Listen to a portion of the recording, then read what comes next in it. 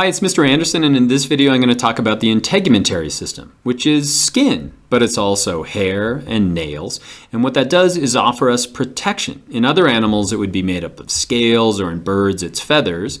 But it has not only protection as one of its functions, and that's important. It keeps bacteria out, foreign objects outside our body. It also allows us sensation, so we have tactile receptors deep in the skin that allow us to sense touch and pain.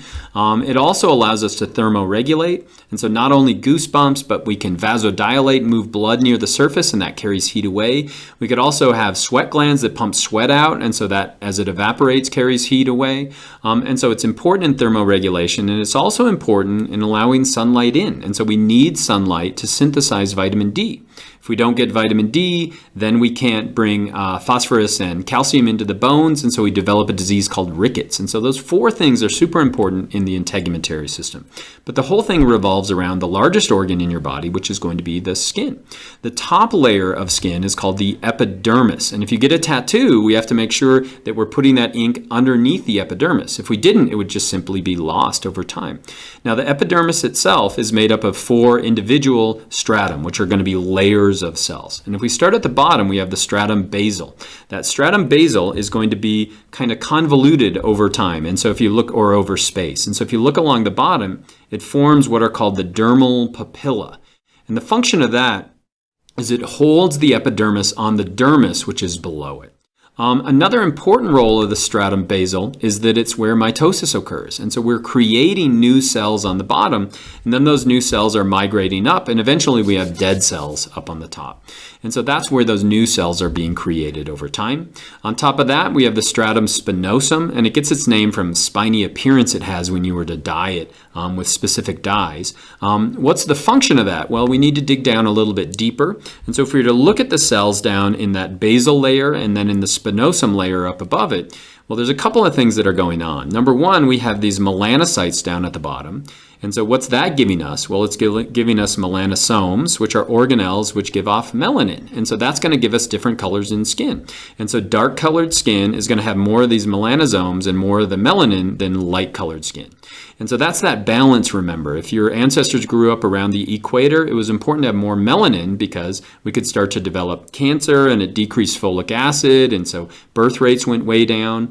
But as you move to the north, the reason I'm so light in color is that my ancestors needed to have low amounts of melanin so I could synthesize vitamin D.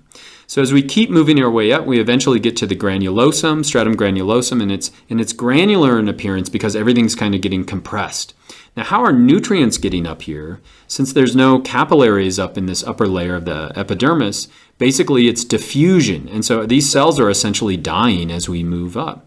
Next layer is not going to be found in all skin. That's called the stratum lucidum. And so in certain skin, we call that thin skin, you only have 4 layers. But in thick skin, you'll have this additional stratum lucidum. So what's the skin that's so thick? That's going to be in our palms and also on the soles of our feet. It offers us more protection.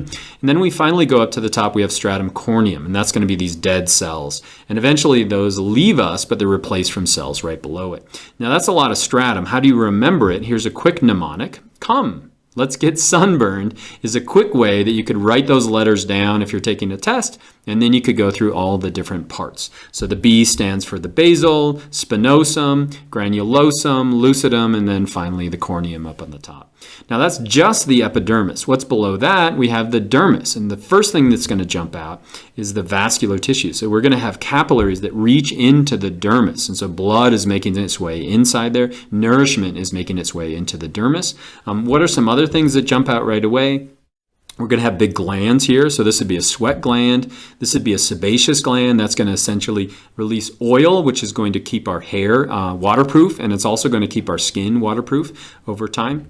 As we look deeper, we find these receptors, and there's lots of different receptors. So this yellow right here would be nerves, but we have all these receptors that are sensing our environment. Ones near the top are sensing light touch, and the ones farther down are sensing deep touch. We also have pain receptors in the skin at this point. Keeps us from damaging our skin.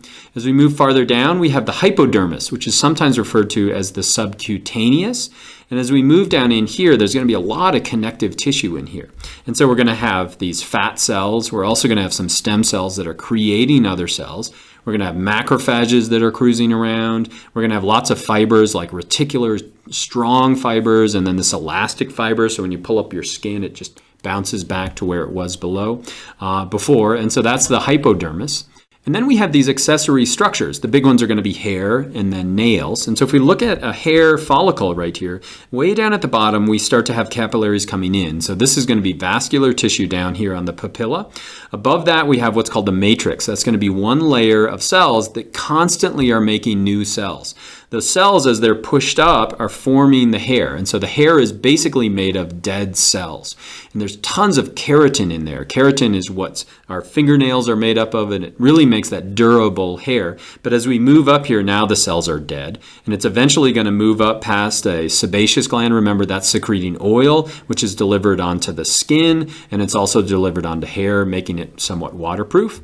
And then we could look at the nail. So the nail is going to be made essentially in the same way. We have a matrix down at the bottom. And so this pink right here would be the epidermis, but then it dives down into the dermis. And so the nail itself is being created by cells that are quickly dying. They're filled with keratin. Then we have the epinicium up on top of that. That essentially makes the cuticle. You could kind of see it right here. And then we're going to have a lot of vascular tissue up here, but not so much right down at the bottom. So that's going to be the nails. Where did they come from? They were claws in a lot of organisms, and they allow us to kind of deal with tools. And so if we were to go through the review, can you remember the 3 different layers of skin? Remember at the top, that's going to be the epidermis, followed by the dermis, and then the hypodermis. Do you remember the 4 layers of the epidermis? So come, let's get sunburned, allows us to remember that at the bottom, the B stands for basal, the S stands for spinosum, the G stands for granulosum, then we've got the lucidum, remember that's only going to be found in the thick skin, and then on the top we have that stratum corneum, which is going to be the upper layer of our skin. We've also got the hair and the nails, but that's the integumentary system. It's got 4-fold importance, and I hope that was helpful.